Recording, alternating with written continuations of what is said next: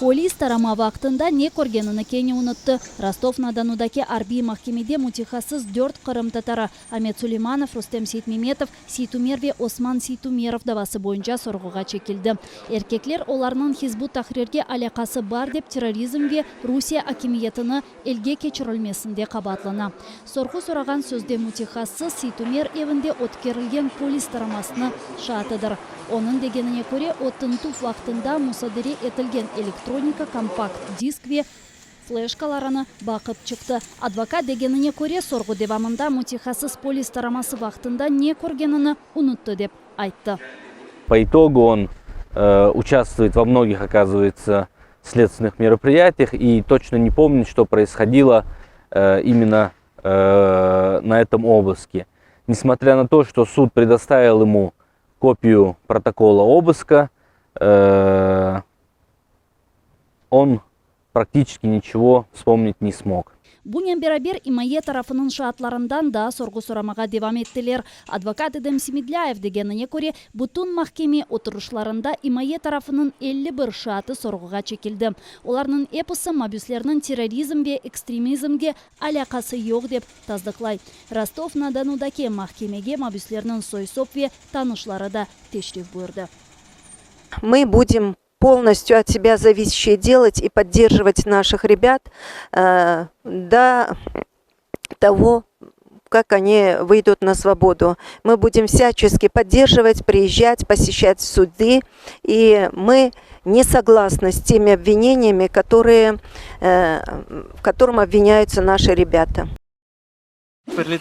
Şarkı cebede işgalciler Ukrayn askerini yaraladı. Birleşken Kuvvetler Operasyasının ştabında bildirgenlerine göre şimdi o hastahanede buluna, onun alı turgun. Bunun beraber işgalciler Avdiivka şehri civarında 82 kalibrlı mayın atıcı terdibatlarının ve Orekhova koyu yanında tankka karşı raketa komplekslerinin ateş açtı.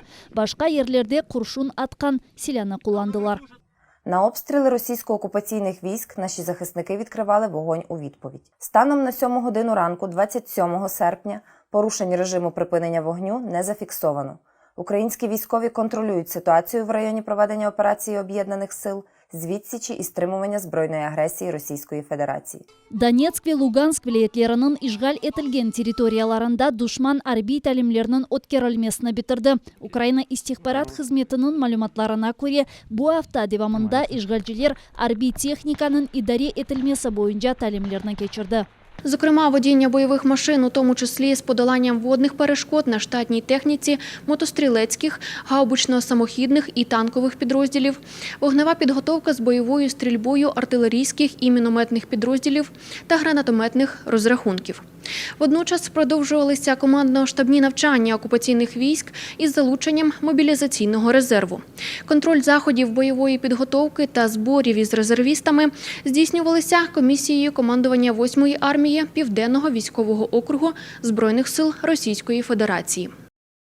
İşgal etilgen Kırım memuri sınırının yanında Ukrayn kontrnişancıları talim alıp bardı. Birleşken Kuvvetler Operasyasının komandanı Sergey Nayev aytkanına göre arbi xadimler nişancı rolündeydi. Olar arbi pozitsiyalarda yerleşip atmağa hazırlana ve düşman hareketlerini nezaret etti. Askerler nişanға mesafeni елінің tezligi ve yönelişini doğru hesaplamağa öğrendi. Bundan son bazı düzeltmeler kirsetilgeninin olar ilk atıştan nişanını atıp vurdu.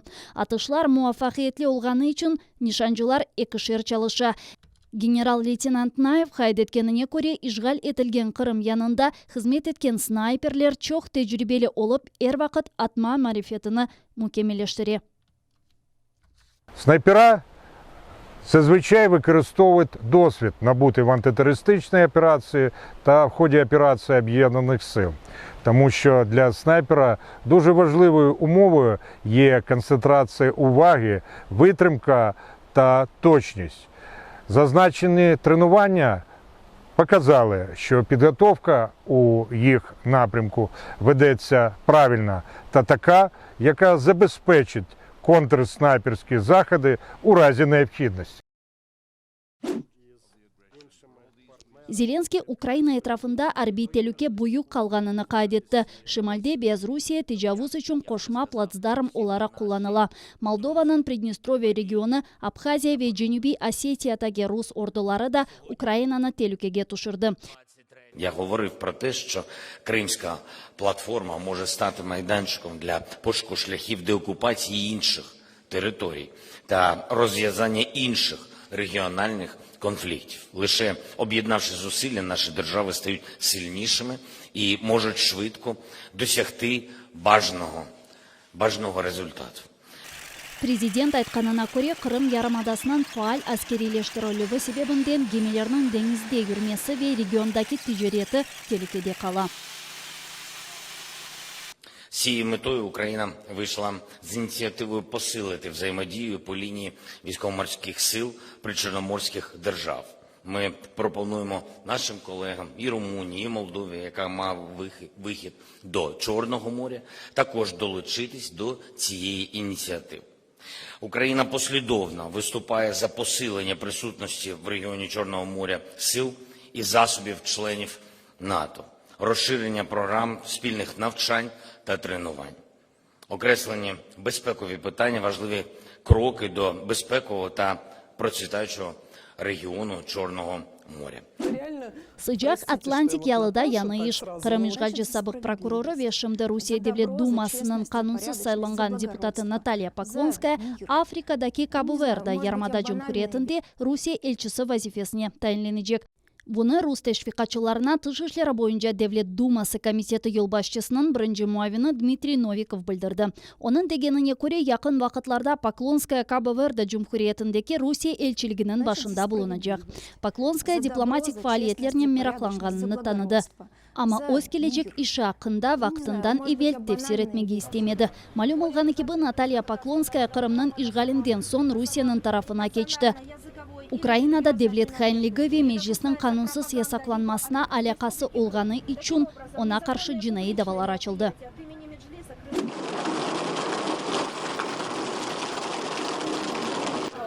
Кабулдаки халкыра аба лиманында инсанларнын тахлиясы девам эти бир кач күн эвелси анда эки патлама юз берди. Малюм болгон экиби бунун нетижесинде 100ден зыяды инсан вефат этти, яраланган бир чоқ кишини хастаханеге алып бардылар. Олардын чоқысы учакнын тахлия этилмеге азырланган инсанлар эди.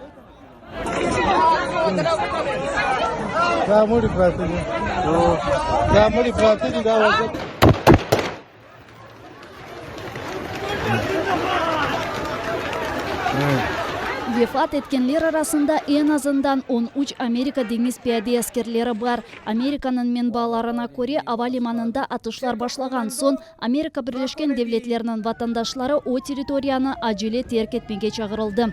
Bir kaç vakittan soň ava limanına yakın olgan musafirhane yanında da bir patlama yüz berdi. Bildirilgenine göre ava limanını mudafa etken bazı Taliban askerleri de vefat etti. Patlamada İslam Devleti Teşkilatı'nı kabatlaylar. Talipler de İdil tarafından gerçekleşebilecek hücumlar hakkında evvelden haber etken edi. Amerika Birleşken Devletleri Prezidenti Joseph Biden milletke müracaat etti. O vefat etken Amerika harbilerini karamanlar dep adlandırdı ve Amerika teraktını yapkan insanlarını tapıp cezalayacağını bildirdi. We will not be deterred by terrorists. We will not let them stop our mission. We will continue the Ми не дозволимо терористам припинити нашу евакуацію. Я також наказав своїм командирам розробити оперативні плани із завдання ударів по активах, керівництву та об'єктах організації ІДІЛ. Ми відповімо з силою і точністю у свій час в обраному нами місці і в обраний нами момент. Тим, хто здійснив цей напад, а також всім, хто бажає Америці шкоди, знайте, ми не пробачимо, ми не забудемо, ми вистежимо вас і примусимо заплатити. We will hunt you down and make you pay. Байден bildirgenine göre Kabuldan tahliye devam edecek ama bazı devletler bu cümleden Almanya tahliyeni avgustun 31'inden evvel bitirmege karar çıkardı. Kabuldan Almanya'ga sonki reys Özbekistan uçak şirketi tarafından yapıldı. Umumen alganda Almanya Kabuldan 5300 insan bu cümleden Alman ve Afgan vatandaşlarını tahliye etti. Büyük Britanya naziri tahliye teraktlardan sonra da devam edeceğini bildirdi.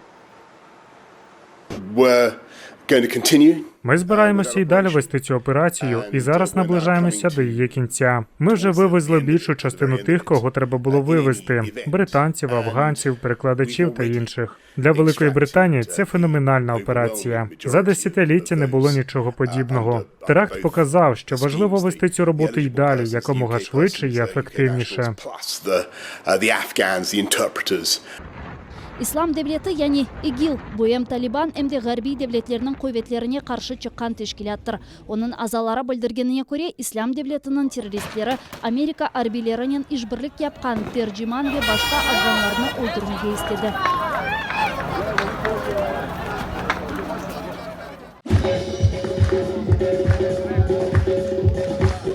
Қырым айлесінің ансамблі тарафындан ижра етілген хайтерма ойыны etrafında есе Қырым лавандасы ве фындығы. Киевнің Деснянский районындаки яңыланған паркта Қырым сквері açılды.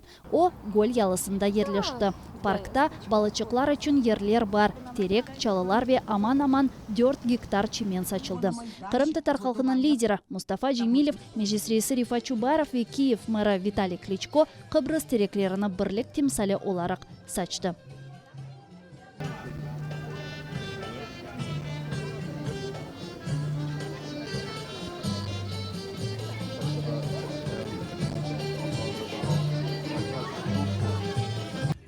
Паркның açılması tedbirine ona yakın yerleşken evlerden birçok insanlar toplaştı. Kiev memuriyeti yerli sakinlerinin müzakerelerden son skverge bizim Kırım adını verecek.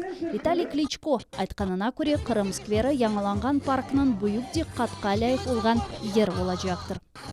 Территория облаштована і дитячими майданчиками, і спортивними майданчиками. Територія також знаходиться під системою «Безпечна столиця», відеоспостереження «Безпечна столиця», тому можу сказати, що ця територія контролюється поліцією, чітко муніципальною вартою. Сквернің en güzel parçası Kırım Tatar uslubinde yapılgan koşuktır. O mozaika tabanı, ornekli saçaklar Kırım Tatar mimarlığına has olgan kemerlerinin yaraştırıldı. Koşukның kubbesi zemanevi özgün kerametnen yapıldı. Onun üstünde kulliler de var. Вона зроблена в кримстарському стилі і працював також наш кримстарський відомий художник-кераміст Рустем Скібін. В майбутньому ми знаємо, що буде декілька тут локацій. І, звичайно, для нас, кримських татар, це дуже приємно, що ми також зможемо сюди приїжджати, відпочивати. І сьогодні вже були посаджені дерева, а також мер сьогодні сказав, що будуть ще висаджені дерева, саме ті, які ростуть в нашому Криму. Meclis reisi skver bulunğanı yerinde hususi timsalciligini ko'rdi. Для нас є честю те, що цей парк, сквер, він і тут проходить проспект Романа Шухевича, головнокомандуючого Української повстанчої армії. Це все взаємопоєднано, взаємопов'язано, і все це дає нам впевненість того, що колись ми думаємо, що не буде це через десятиліття, а буде набагато скоріше. Ми всі і цією, і ще більшою командою, і з достойними керівниками ми зберемося в Бахчисараї. Bunun beraber skverde yüzlerce yıl evvel tamam bu yerde çomak yolu uzanğanını hatırlatkan bir taş var. Bu da Ukrayna ve Kırım yarım adasının medeni ve tarihi bağları üzülmez dep timsalini gösteriyor. Инна Полякова, Ислам Пинка, Zaman, АТР. Я надеюсь, что здесь будет взаимный такой обмен культурными ценностями. Это шаг дальнейшей интеграции, сближения коренного крымско-татарского народа с великим украинским народом. Владислав Стужук, Інна Полякова, Ислам Пинка, Zaman, АТР. Bu Yunanistan'daki Alistrati kobalarında çalışkan Persifona adlı robot kılavuzudur. O kobalar hakkında 33 tilde anlata. Ziyaretçilerinin suallerine ise 3 tilde cevap verebilir. Скільки років печері? Печері Алістраті коло 3 мільйонів років. Бойле робот кылавузны яратмага фыкыр Алистрати Кобасы илми араштырмалары боюнча мудирге айыттыр. О, айны робот акында бір галереяда экскурсияларны өткергеніне огренді. Робот кылавуз Авропа Бірлігі малиеви ярдымынен сатын алынды. Персефонаның фияты $139.000. Робот мусафирлерні қаршылап, ilk 150 метр оларны алып бара. Қалған 750 метр туристлерні инсан алып юре. Коба хәдимлері дегеніне көре, мында Персефона чалышы башлаганындан берле зеречілерінің сайысы 70%-га артты. Це несподівано. Я ніколи не стикався з таким. Насправді віддаю перевагу живому гіду, але так теж цікаво і мені подобається швидкість робота. Він сповільнюється і я можу озирнутися. Я хотів би подякувати Персефоні, нашому роботу, бо вона розповіла нам дуже цікаві речі. Загалом печера мене вразила. Звісно, мали чудового гіда. Вона багато нам пояснила. Я вражений. Алемлер 1974 сенесі бұл кобаны тапып, 1998 сенесі туристлер үшін ачты. Ця печера – одна з найкрасивіших не лише в Греції, але й у всій Європі. У ній багато різних сталактитів і сталагмітів, вони різних кольорів. Кобада Персефонадан гайры да бір яңылық бар. Экскурсия үшін смартфонға махсус илевені де ішлеп чықардылар.